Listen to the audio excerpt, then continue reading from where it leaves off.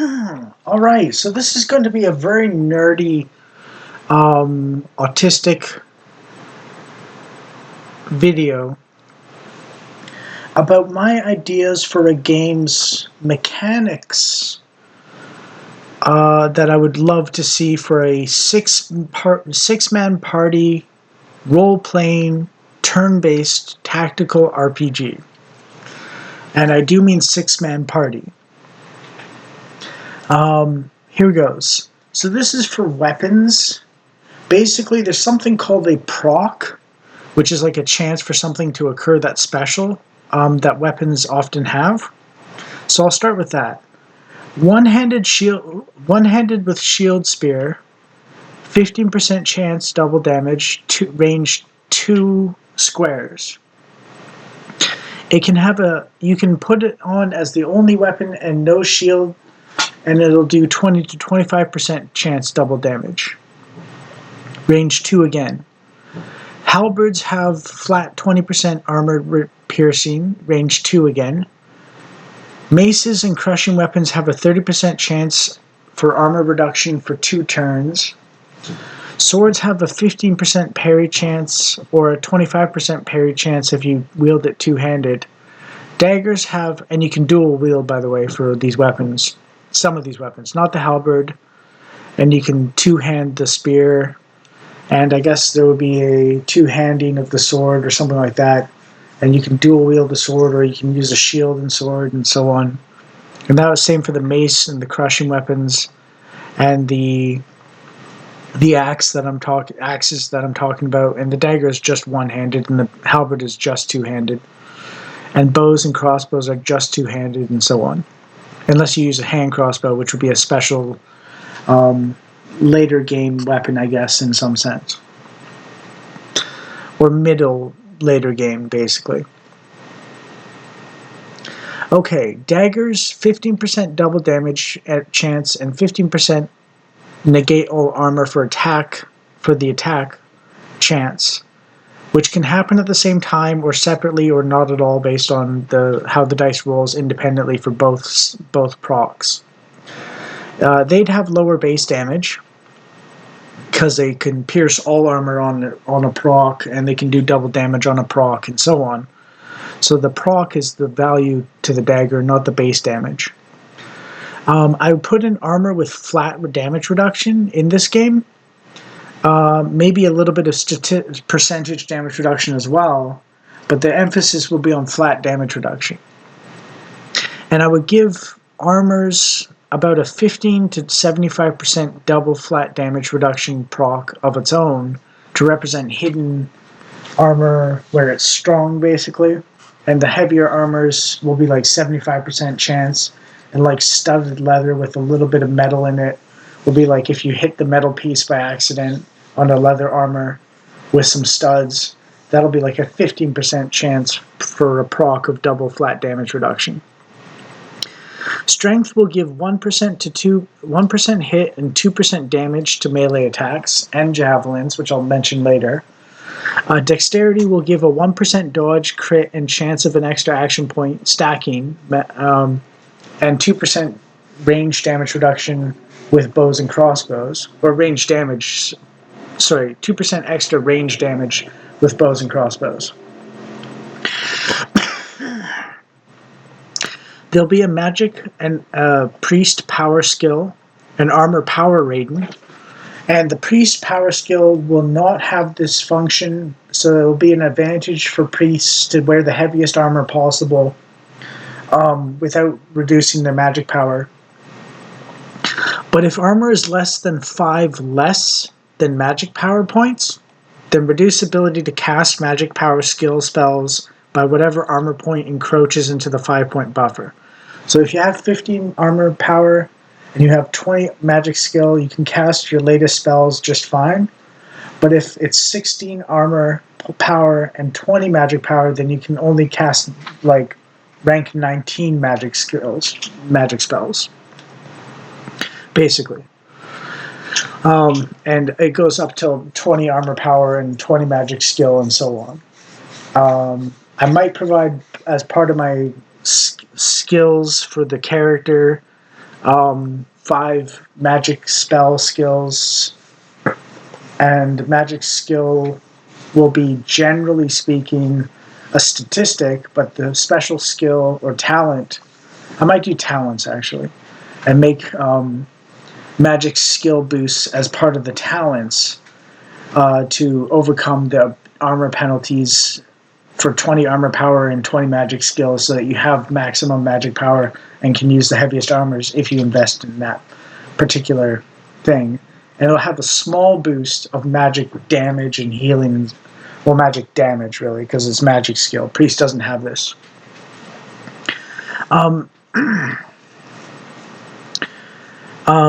Early game is unforgiving armor-wise to mages, but special light armors with low armor power stat, but reasonable armor amounts. Not the heaviest that are possible in game by any means, but they're better than nothing. Special lighter armors at higher ranks for mages. Priests don't receive magic penalty for spells. The buckler, the small shield, the kite shield, and the tower shield with a 25 to 50% block and chance, depending on the size of the shield. And tower shields specifically reduce action points for moving by an extra 1 point per square, with an 8 to 10 action point pool. That again, the dexterity chance of an extra action point, and each dexterity point adds 1% on its own. So you can get anywhere from 0 action points to, let's say, if the max dexterity stat is 30, then you could get 30 action points or something at 1% chance, basically. Per 1% chance, and it stacks. So it's not like you get 30% chance for 1 action point. It's that you get, and it's not that you get 30 action points at a 1% rate. It's that you get 1% per action point possible per dexterity. So you can get anywhere from 0 to 30 action points based on dexterity.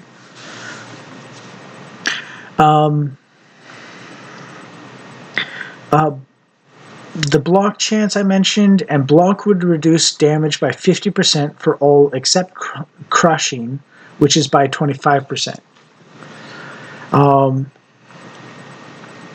And by the way, when I said double damage, I meant crits for the spear and the dagger and so on. So it would like boost the crit chance on top of whatever dexterity and so on. So you can do a crit build basically.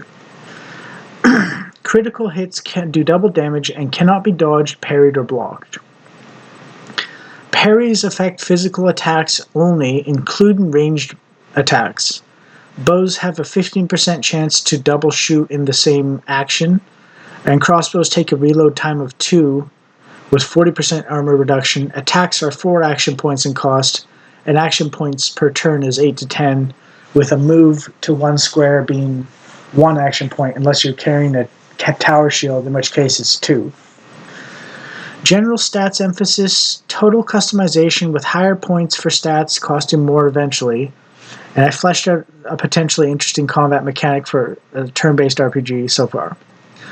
Also, I'd have some emphasis of low-level magic having enchantments for defense and attack stats, a couple nuke spells, and mid-range having AoE, and high-level having multiple target options like casting 5 to 6 bolts of like fire or lightning or something at exactly which targets you choose, anywhere within range, even on the opposite side of the caster. And I would probably do something like allow you to hit the same target multiple times with that multi-target automatic hit spell of 5 to 6 always hitting bolts. I'd probably enable a system where you could target the same guy multiple times, all 5 to 6 if you wanted.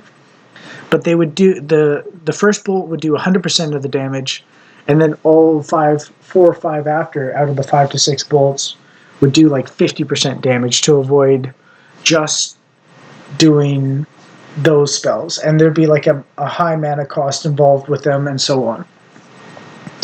I might even have elemental qualities. Nothing like immunity necessarily, unless it's like 90% fire resist for a fire elemental specifically, or something that really makes sense in that regard. Maybe enemy and player resistance points for some damage reduction. But I'm thinking more the quality would be like acid spell reducing a victim's armor by 30% for 2 to 3 turns. Those kinds of things to synchronize or synergize spells and player characters and have a little bit of playing off each other and so on.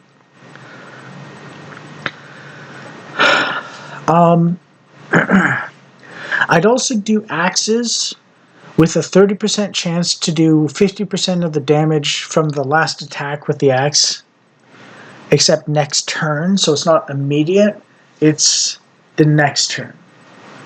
I would put in a bunch of fighting, mage, priest, skills, spells, power levels. So like a skill, like you get the first skill and you get to cast a spell, and then like the spell gets more powerful as you put more points into it and so on, so that you can specialize which spells you actually want to make more powerful and perform better and so on. And this will make it so that the endgame spells are not necessarily overpowering the single target nukes. Like the 5 to 6 bolt spell will not necessarily overpower the single target nuke from low level if you put enough points into the low level nuke and so on. And some lockpicking, trap detection, and scrounging skills. Like I do fighting skills like cleave and so on, or like power strike or finesse strike and so on, which would enable both fighters and rogues. I might even do I basically have a bunch of skills for fighting, and I might divide it into fighter skills and rogue skills, but I'm not sure yet. I didn't think that far. But basically, generic fighting skills, mage, priest skills, lockpicking, trap detection, and scrounging for extra items, bonus items, kind of like Diablo 2's magic drop percentage, magic find stat almost, in a way. Might even put in a food system, so you have to buy food and hoard it, and if you rest, then it takes a bit of food, a certain amount of food, to rest for a while and restore your mana and health and so on. And I might add resources for things like quote-unquote magic dust for higher level mage spells as a reagent necessary for them. And like I'd have a stat maybe for piety built up by defeating enemies or winning battles as a group even for priests.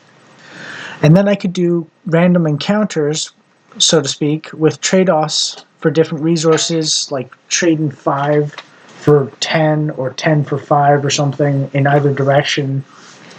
And or just bonus item or reagent or resource random events, sort of like Warhammer Total War. It wouldn't be Darkest Dungeon levels of difficulty by any means. The difficulties levels of the very easy to very hard and so on, and the difference in HP damage, percent to hit, percent to crit for monsters, and the armor values of certain monsters or something, like I'll explain that in a second, would differentiate the difficulty and so on. And you could always change it at any time to whatever difficulty you want and so on. And I'd also have to script monsters for people to fight to power level if they wanted, like random monsters in the world map or something. Kind of like Final Fantasy or Pokemon random encounters in a sense, right? That's basic. But if they wanted to power level, they could make the game easier for themselves, and it's about letting people decide their own challenge rate. I would definitely weight some of the stats based around the class of the enemy. I have an idea for a couple of these.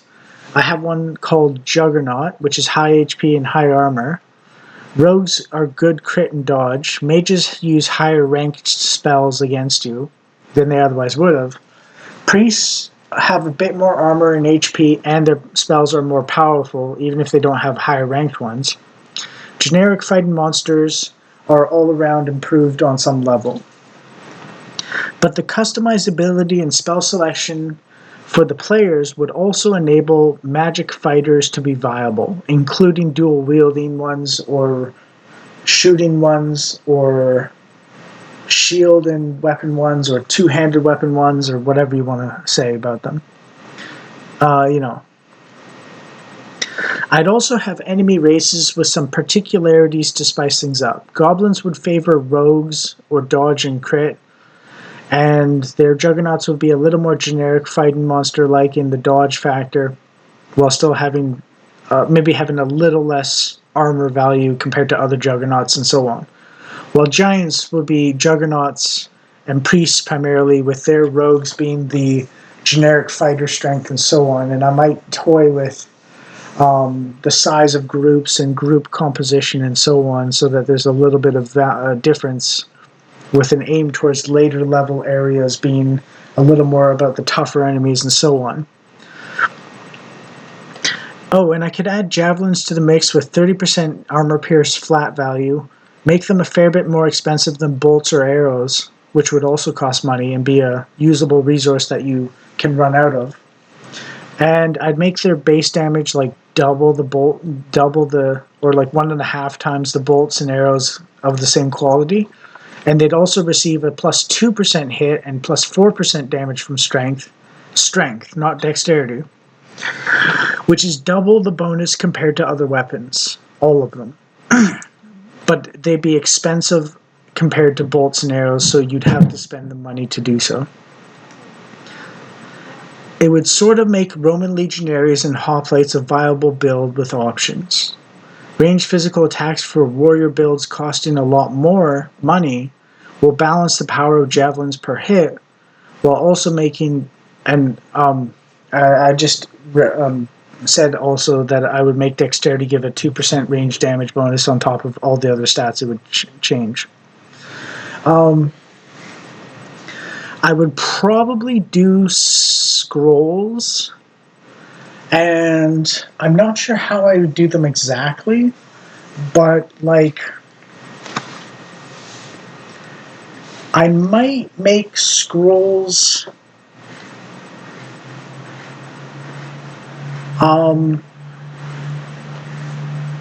do a baseline damage or healing, or a particular like raise 5 neighbors, or raise 1 neighbor, one ally from the dead or something in the middle of combat. And like the priest skills will at certain intervals make the raise dead thing raise more people or something like that, and like the priest skill will make the healing better, but also the character level will make the scroll like 3% more potent per level or something, so you can get roughly double the power of the scroll and so on. And I'd also do cone attacks, not just circle area attacks for AoE. And the cone attacks would be lower level because they require you to be closer, so that's just good for fighter mage combos and so on, or rogue mage combos. And I'd have intellect, endurance, strength, dexterity, and luck stat. And I would also have pierce for piercing, crushing, and slashing skills. The slashing would be for swords and axes, the piercing would be for daggers and spears, and the crushing would be for polearms and maces. And basically, each of these would increase the chance would increase the damage by 1 or 2%, and increase the proc chance by 1%, basically. So you could do like 30, which just means like a 30% proc chance means you have a 60% proc chance, so on, because you specialized in the weapon and so on. So it would make all sorts of builds crazy and like viable, and like you could do a lot with enemy variety, and it would encourage people to flesh out their characters and like try new builds and stuff like that. And it would just be one of those things that people can experiment on the exact thing they want to do, but it would be balanced around hybrid classes being good as well as pure classes being good as well. So it's all about preference and what you enjoy playing and challenging yourself if you feel like it, or just rolling through and power blasting your enemies with new and interesting combinations and so on. Yeah. So that's what I would do. Well, thanks for listening if you listened this far, and I hope I inspired someone at least maybe to make a very good video game using this in case I don't learn programming ever and can't make it myself. Because I would love to see a game with this. I don't care if anyone steals my idea here, that's why I'm bringing it up. I'm not copyrighting it or anything like that. I'm hoping someone steals my idea and puts it into practice with maybe slightly different weighted statistics and percentages of procs and crits and dodges and so on maybe, but more or less implements basically all of the mechanics I'm talking about here for maximum entertainment. It's nuanced enough where it entertains me, but it's simple enough where I can grasp it and wrap my head around it pretty easily. And it's open-ended enough where you can make some interesting builds with a 20 minutes of explanation of the mechanics, basically. So, yeah.